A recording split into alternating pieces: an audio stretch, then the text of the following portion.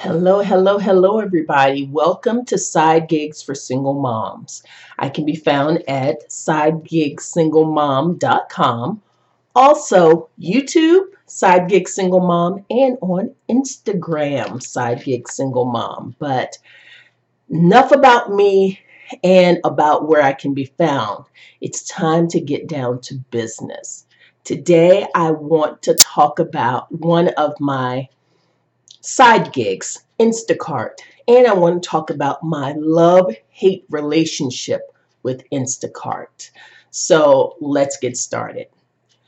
The first thing I want to do is tell you a little bit about Instacart, what it is, how much you can make, and kind of some of the features of Instacart.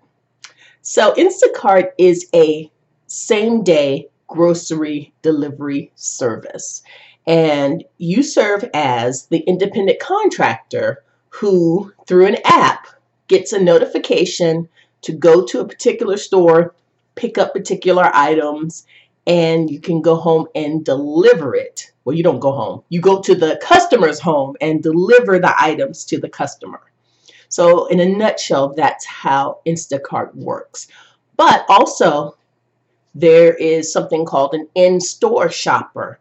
So you could be the person who just kind of gets the notification that the customer wants these 12 items. You pick the 12 items, you put them in bags, you label them, and you put them on a particular special shelf. Or you could be a delivery only person who goes to the special shelf. You go, scan the bags. You're like, okay, I'm here for Susie Q. Susie Q's bags are here. Scan, scan, scan. Pick up Susie Q's bags and deliver them. Or you can be a full service shopper, FSS, which that means you are going to the store, you're picking the stuff out, and you are delivering it to Susie Q. So now, in a nutshell, that's Instacart. So I want to talk a little bit about my love-hate relationship with Instacart. And I'm going to start off, because I've always been taught to start by saying something nice first. So I'm going to give this a sandwich. This is going to be a feedback sandwich. So first I'm going to talk about what I love about Instacart, and there's plenty to love about Instacart. So I've taken some notes, guys, because my memory is not what it used to be. Let's talk about what I love about Instacart first. First of all, you can get some great tips on Instacart, and I mean great tips. So when the person goes to the app, they order their groceries, and it shows how much the grocery should cost. And I think later on, after the shopper goes, gets the groceries, delivers them to your home, you kind of close out the cart. At that point, I believe that's when the customer can add a tip to the order. Now, I've also had customers give me cash tips. So in terms of cash tips, I've had a $20 cash tip, I've had a $30 cash tip, but the best tip that I've received so far was through the app, and it was for a $33 order delivery. So I had to go in, I had to shop for this person, and then I had to go deliver the groceries to their home. And that should have netted me $33 doing all of that, which was, pretty good. Didn't take that long. But then I checked on the app. I said, okay, let me see if this person left a tip, because, why not? I looked and the person left me a $54 tip. A $54 tip is not too shabby.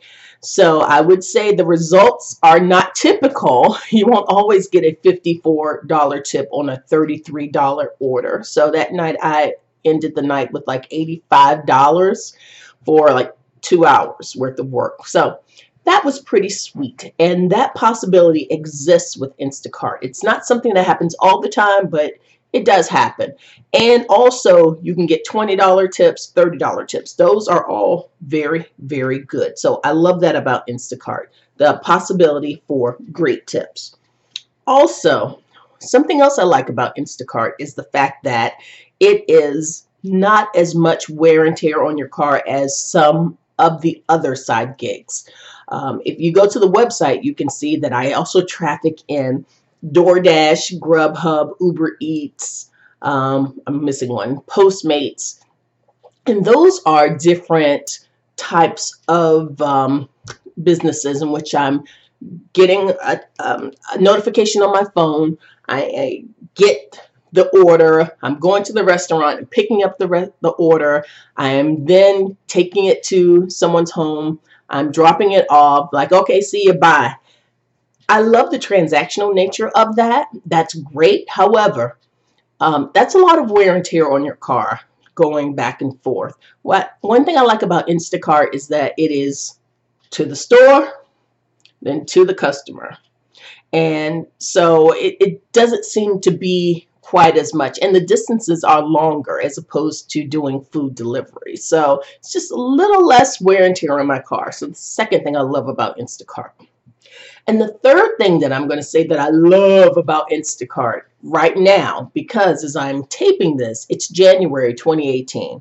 We just finished with the bomb cyclone Genesis, whatever, that just went through.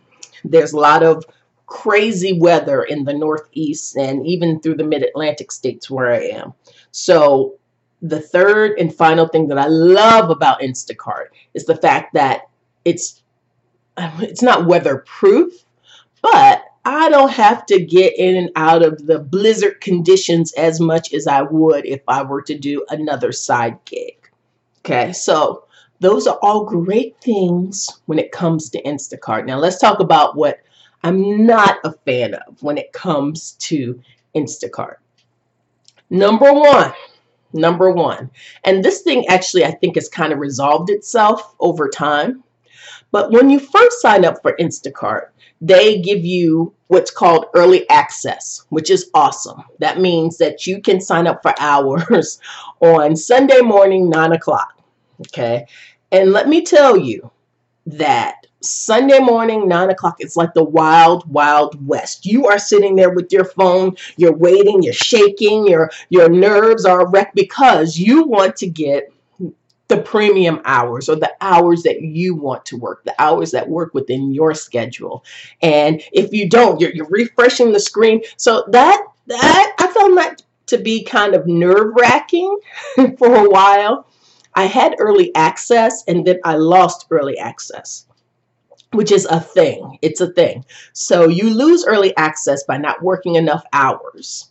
Okay. So the interesting thing about it is if you lose early access, it's almost impossible to get it again because you have to work like 20 hours within a weekend. And then if you can't get good hours, then how are you going to do it? So it's a cycle. So when you first join, so for instance, I have a referral code and I'm going to put it down in the comments. If you want to join Instacart, you're going to be golden for the first, I think, month, because you're going to get early access hours. So one thing I hate about Instacart, or that I did not like about Instacart, was the wild, wild west kind of thing with the app and getting hours. But I will say it is getting better. I think it's getting better because they are getting more popular in my area and they need more shoppers and there are more hours available. But for a while, guys, it was tight. It was tight. So that's one thing. The second thing that I am not a fan of when it comes to Instacart are the problems you have when you are a direct order shopper. Okay. So that means that if I go and I get a ding, ding, ding, a notification that it's delivery only, right? So that means someone else has shopped. And so I just need to go pick up the bags and deliver them. And almost every time that I've had an issue or someone has kind of been not so nice, a bad rating, etc., it's come from one of these orders.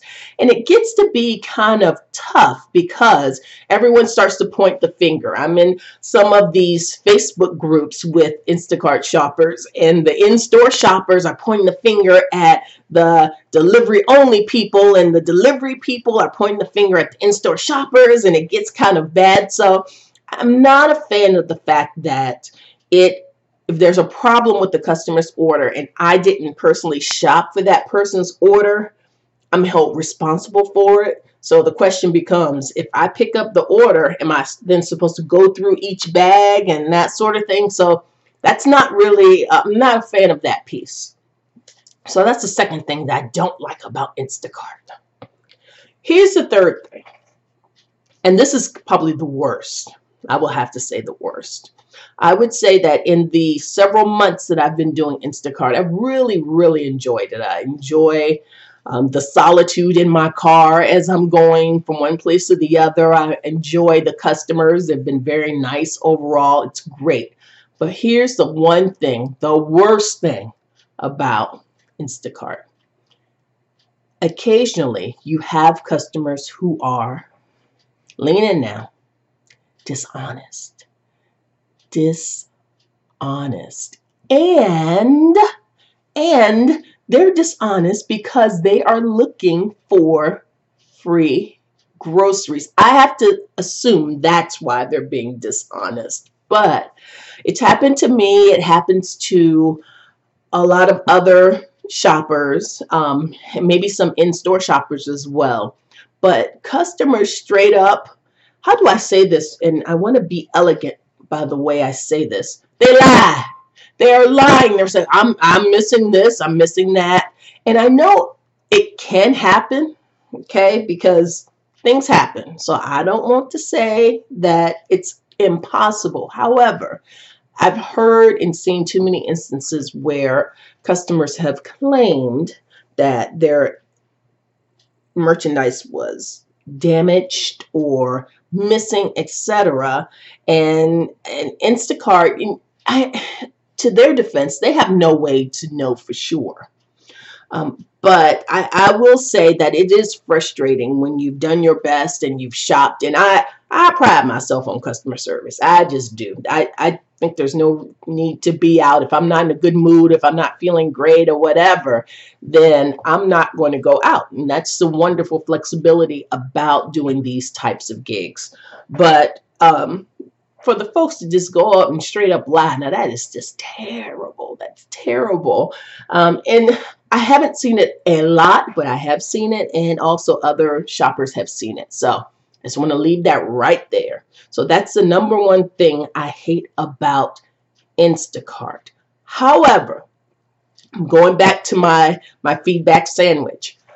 Overall, I am really loving Instacart right now, especially with the weather as bad as it has been with blizzard-like conditions and the cold and sub-zero weather, etc.